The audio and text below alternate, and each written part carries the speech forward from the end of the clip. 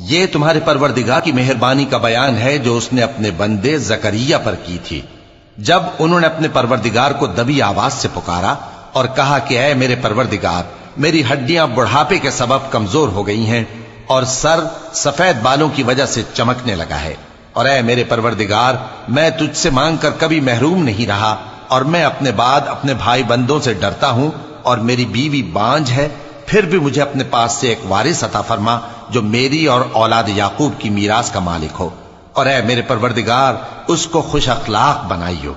فرمایا اے زکریا، ہم تم کو ایک لڑکے کی بشارت دیتے ہیں جس کا نام یحییٰ ہوگا، اس سے پہلے ہم نے اس نام کا کوئی شخص پیدا نہیں کیا۔ انہوں نے کہا کہ پروردگار، میرے ہاں کس طرح لڑکا ہوگا جبکہ میری بیوی بانجھ ہے اور میں بڑھاپے کی اس حالت کو پہنچ گیا کہ سوکھ گیا ہوں؟ حکم ہوا کہ اسی طرح ہوگا۔ تمہارے پروردگار نے فرمایا ہے کہ مجھے یہ آسان ہے، اور میں پہلے تم کو بھی تو پیدا کر چکا ہوں اور تم کچھ چیز نہ تھے۔ کہا کہ پروردگار میرے لیے کوئی نشانی مقرر فرما۔ فرمایا نشانی یہ ہے کہ تم صحیح و سالم ہوتے ہوئے 3 رات دن لوگوں سے بات نہ کر سکو گے۔ پھر وہ عبادت کے حجرے سے نکل کر اپنی قوم کے پاس آئے تو ان سے اشارے سے کہا کہ صبح و شام تسبیح کرتے رہو۔ فرمایا اے یحییٰ، ہماری کتاب کو مضبوطی سے تھامے رہو، اور ہم نے ان کو لڑکپن ہی میں دانائی عطا فرمائی تھی اور اپنے پاس سے شفقت اور پاکیزگی دی تھی، اور وہ پرہیزگار تھے اور وہ اپنے ماں باپ کے ساتھ نیکی کرنے والے تھے اور سرکش اور نافرمان نہیں تھے۔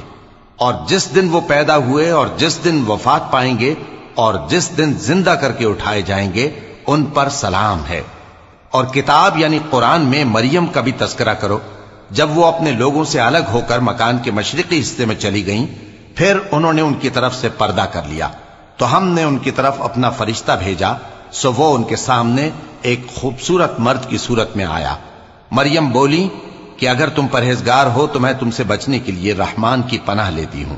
فرشتے نے کہا کہ میں تو تمہارے پروردگار کا بھیجا ہوا یعنی فرشتہ ہوں، اور اس لیے آیا ہوں کہ تمہیں پاکیزہ لڑکا بخشوں۔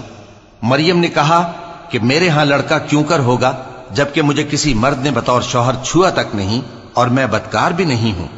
فرشتے نے کہا کہ یوں ہی ہوگا۔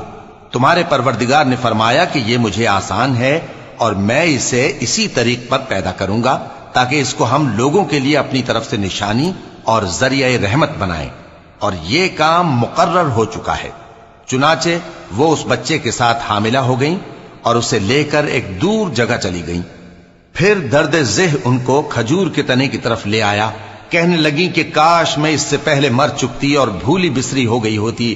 تب ان کے ٹیلے کے نیچے کی جانب سے فرشتے نے ان کو آواز دی کہ غمناک نہ ہو، تمہارے پروردگار نے تمہارے نیچے ایک چشمہ پیدا کر دیا ہے، اور کھجور کے تنے کو پکڑ کر اپنی طرف ہلاؤ، وہ تم پر تازہ عمدہ کھجوریں گرائے گا، تو کھاؤ اور پیو اور آنکھیں ٹھنڈی کرو۔